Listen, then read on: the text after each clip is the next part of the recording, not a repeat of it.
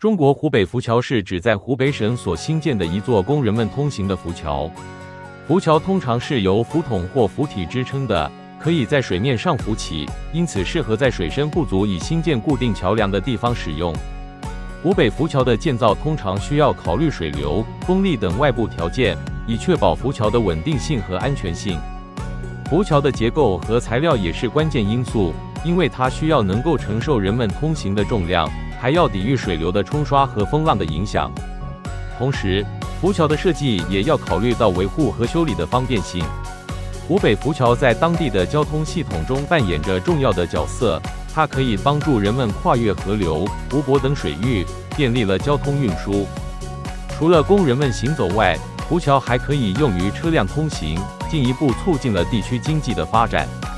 总的来说，湖北的浮桥是一项重要的基础设施建设，它改善了地方的交通状况，促进了经济的发展，也为人们的生活提供了便利。水深60公尺，这座桥有速度限制，以防止大浪。该桥于2016年5月1日对外开放。狮子关浮桥位于中华人民共和国湖北省西南部宣恩县，是世界上最壮观的桥梁之一。木板桥隐藏在狮子关风景区内，周围环绕着郁郁葱葱的绿色森林。木板桥横跨河中央的水位，在桥上行走或行驶，给人一种在水面上移动的奇妙感觉。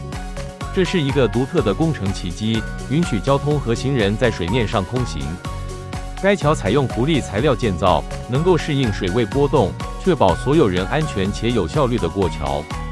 这种创新设计因其能够承受繁忙交通和恶劣天气条件的压力而受到赞誉，使其成为该地区可靠且重要的基础设施特征。浮桥也证明了人类的聪明才智和现代桥梁建造技术的进步。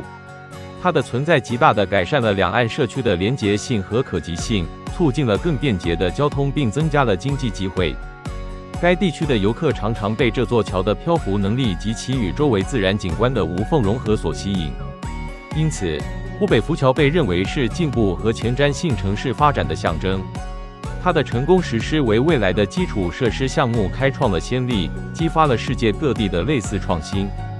毫无疑问，中国湖北的浮桥是人类创造力和卓越工程如何克服地理挑战并提高所有人生活品质的光辉典范。